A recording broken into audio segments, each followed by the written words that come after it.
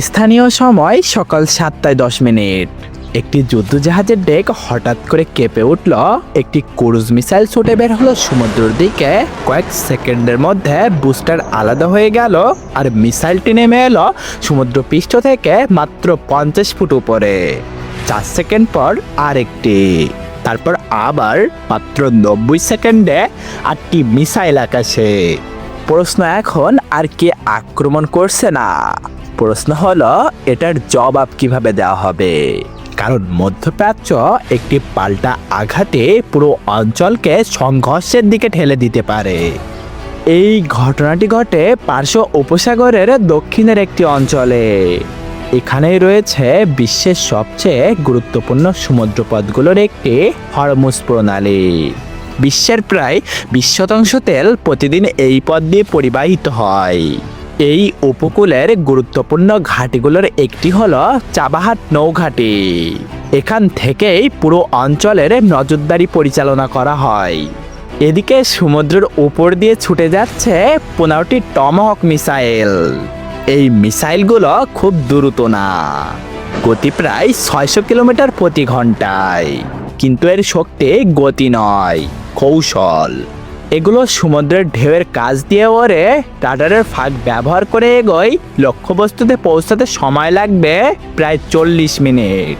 কিন্তু এই 40 মিনিটই ছিল সবচেয়ে বড় ঝুঁকি, কারণ রাডারে ধরা পড়লেই মিশন ব্যর্থ। তাই আগে থেকে পাঠানো হয়েছিল কয়েকটি লুকাস ড্রোন। রাডার অপারেটর স্ক্রিনে কয়েকটি ধীরগতির লক্ষ্যবস্তু দেখতে পেলেন। তিনি নিশ্চিত হতে পারছিলেন না এগুলো কি আসল হামলা নাকি শুধুই বিভ্রান্তি।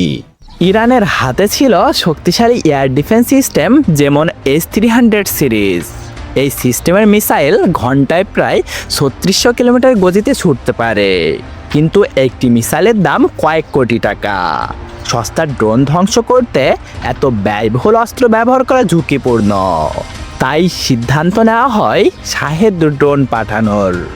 শাহেদ ড্রোনগুলো লক্ষ্যবস্তুর গতিপথ অনুসরণ করতে পারে। কয়েক মিনিটের মধ্যেই রাডারে দেখা সিগন্যালগুলো অদৃশ্য হয়ে গেল।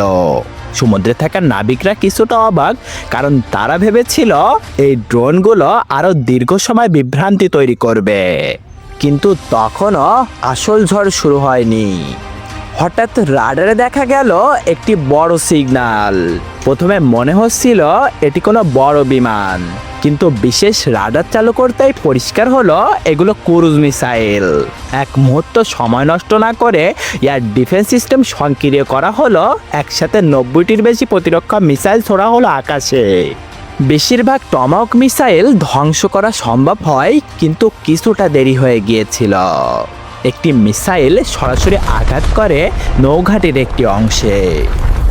সাথে সাথেই পুরো ঘাটিতে সর্বোচ্চ সতর্কতা জারি করা হয়।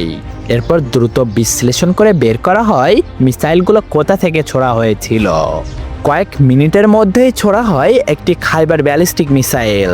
এই মিসাইলের গতি প্রায় 12,000 কিলোমিটার প্রতি ঘন্টায় এবং এর পাল্লা প্রায় 2000 কিলোমিটার।